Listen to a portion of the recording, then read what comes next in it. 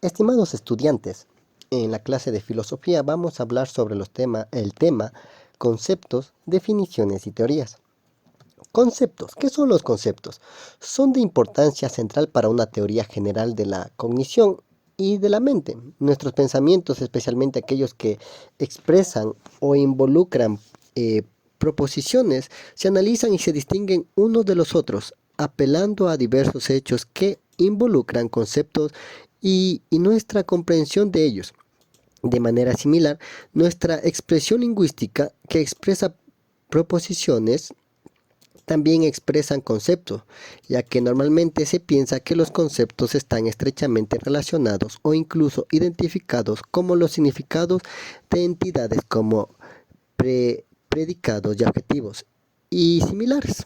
Nuestra comprensión e interacción con el mundo también implica conceptos y nuestra comprensión de ellos.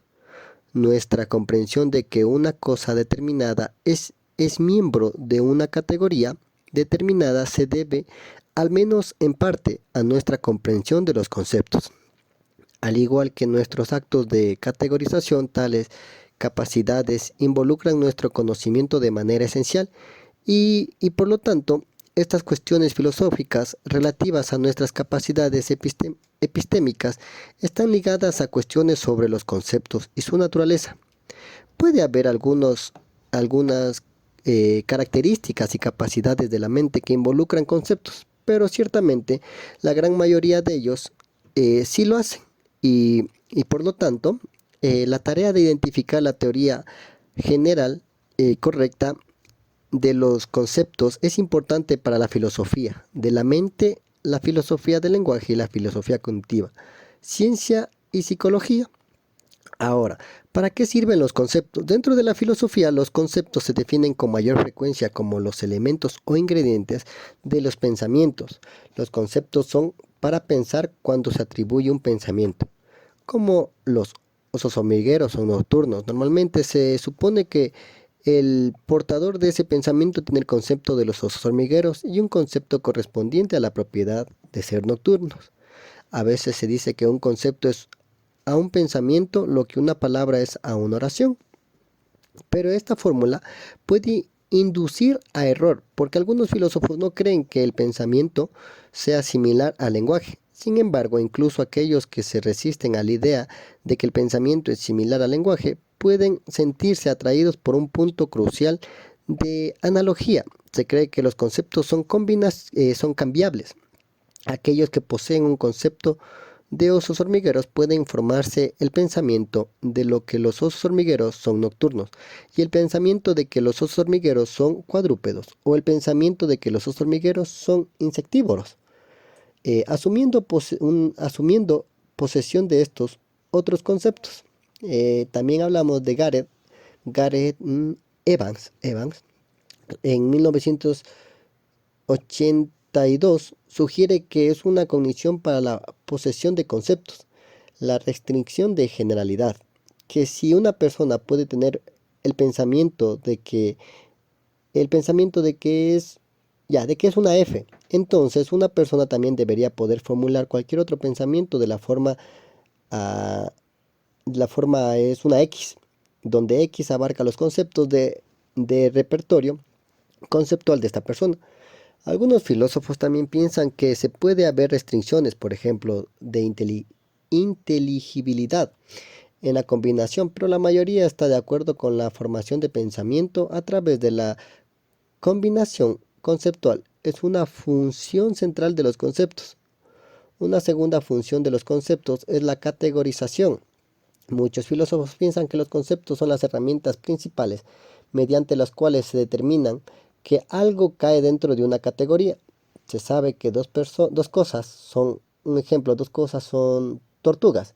En virtud de tener un concepto de tortuga, históricamente algunos filósofos han reservado la palabra concepto y las palabras estrechamente relacionadas para tipos generales. Eh, en este uso puede haber un concepto de tortuga en general, pero no un concepto de tortuga en particular. Nosotros decimos tortuga y nuestro cerebro crea un concepto imaginario de la tortuga de acuerdo a la percepción o al recuerdo que nosotros tengamos. Eh, Otros filósofos tienden a decir que puede haber conceptos de individuos y que los conceptos pueden ser tanto singulares como generales. Cuando uno identifica a los individuos, pueden pensar en ello como un acto de categorización, interpretado de manera amplia. Uno categoriza a ese individuo como perteneciente a una clase con un miembro. Los conceptos están implicados en la categorización de clases e individuos. Luego viene, ¿qué es una definición? Definición. Los problemas de definición se repiten constantemente en discusión filosófica, aunque existe una tendencia generalizada a suponer que han sido resueltos. Prácticamente todos los libros de lógica tienen una sesión sobre las definiciones en las que se establecen reglas y se prescriben ejercicios para aplicarlos, como si todos los problemas estuvieran resueltos. Y sin embargo, paradójicamente, ningún problema de conocimiento están menos resueltos que el de la definición. Ningún tema necesita más un nuevo enfoque. La definición juega un papel crucial en todos los campos de investigación. Sin embargo, la definición juega un papel crucial en todos los campos de investigación. Sin embargo, hay pocas preguntas filosóficas. Y si hay alguna sobre la definición, ¿qué tipo de cosas es? ¿Qué estándares debe satisfacer? ¿Qué tipo de conocimiento, si alguno, transmite? Sobre las cuales los lógicos y filósofos están de acuerdo. En vista de la importancia del tema y del alcance del acuerdo respecto, se justifica un reexamen exhaustivo. Al llevar a cabo este reexamen conceptual, los principales puntos de vista sobre la definición que se han puesto indicará por qué ninguno de estos puntos de vista hacen plena la justicia a su tema. Aristóteles, en sus obras, anticipaciones de cada teoría posterior de la definición, pero él dio alta prioridad a su principio, tipo de esencialismo, mediante la cual explicó la naturaleza de la definición real y la diferencia de la definición nominal, es decir, prescriptiva y lingüística. Al igual que Platón, Aristóteles destacó la similitud entre definiciones y declaraciones de hecho, y asumió que las definiciones transmiten información precisa y cierta. Pero Aristóteles empleó una metáfora de apoyo diferente para explicar la naturaleza especial de las definiciones. Las características más notables de sus muchas discusiones sobre la definición es su insistencia en que una definición real debería proporcionar una explicación causal de las cosas. Definida en física, Aristóteles distinguió 4 tipos de causas: formales, materiales, finales y eficaces. Categorizó los tres primeros tipos como internos, mientras que las causas eficientes son normalmente externas a sus efectos. Las causas internas no están disponibles para la inspección pública, sino que deben descubrirse en una intuición abstracta. La explicación causal proporcionada por una definición real es en términos de uno o más de estos 3 tipos de internos de causa. Luego vienen las definiciones. Las definiciones también evitan algo muy importante, ¿no?, en este tema de definiciones que estamos hablando: evitar definiciones innecesarias. El objetivo principal de una definición es lograr claridad sin repeticiones innecesarias. Por esta razón, es innecesario definir palabras ordinarias que se utilizan en su significado habitual en el diccionario. No definir de manera que se entre en conflicto con el uso ordinario o aceptado. Si es posible, use las palabras de una manera que sean consciente con su significado cotidiano y no defina las palabras.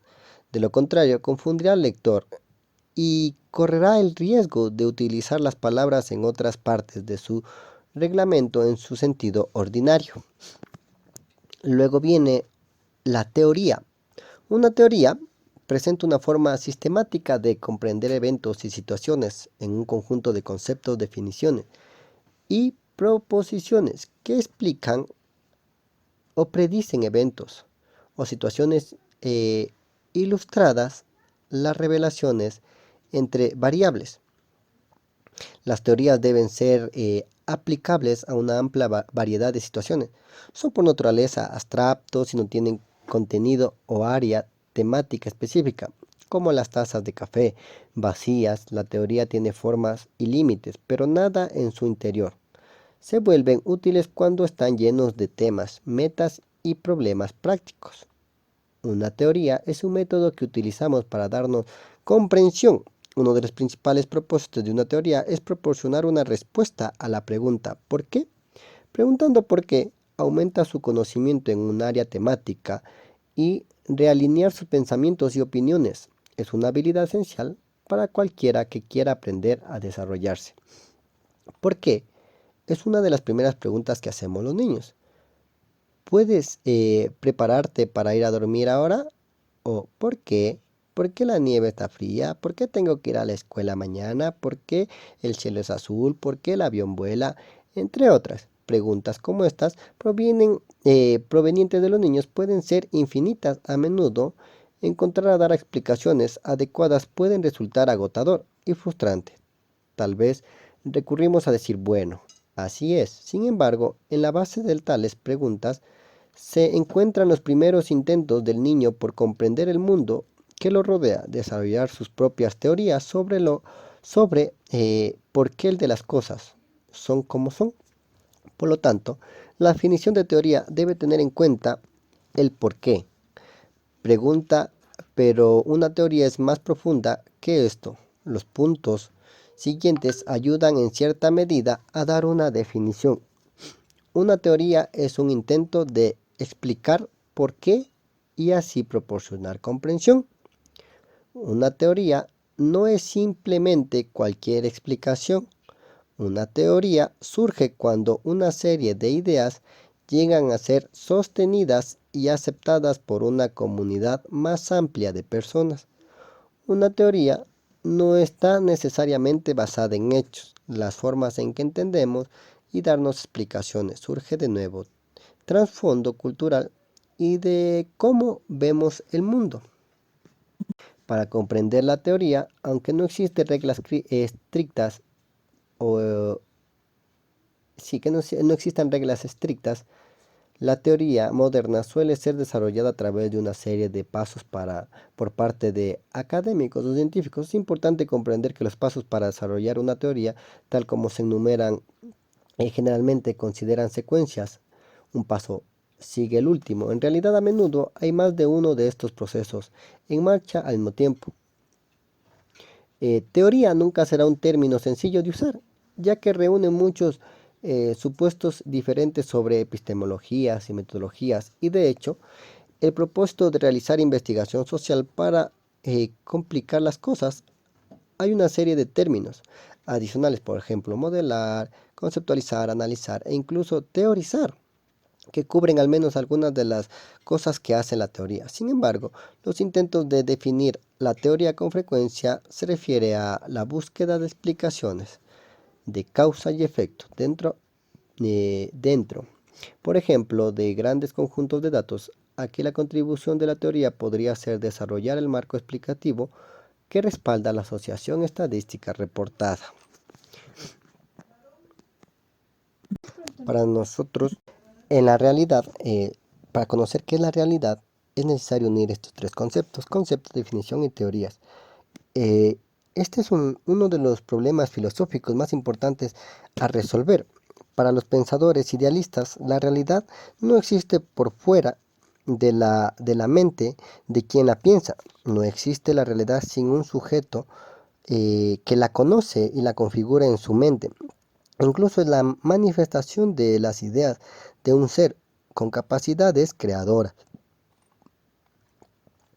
Esta última es la postura de muchas religiones al idealismo. Se le critica porque ver la realidad como algo fijo que no cambia nunca, y por tanto la historia y la evolución de las ideas no tendrían sentido. El realismo, otra corriente, señala que la realidad se conforma de los objetos externos de los sujetos independientes en su voluntad regidos por leyes mediables y científicas. De esta perspectiva, el realismo puede enseñar mucho sobre el movimiento de los astros, la filosofía de los cuerpos y la química que hace entre el cerebro. Responde a ciertas formas, pero no tiene respuesta satisfactoria para hablar de la ética, del amor y de las dudas existenciales sobre el ser, por lo cual resulta también insuficiente como el idealismo. Para las posturas materialistas, la realidad es aquello que existe realmente, que contiene su propia esencia y sus propias leyes, acción, forma y desarrollarse. Es un elemento que existe que no depende de las creencias de los sujetos. La realidad es distinta de la pura apariencia, de la imaginación o de la fantasía. Por lo tanto, no incluye aquellas que solo es posible y probable. La realidad está aquí y puede dejar evidencia de su existencia, de su ser. Nos veremos en la próxima clase.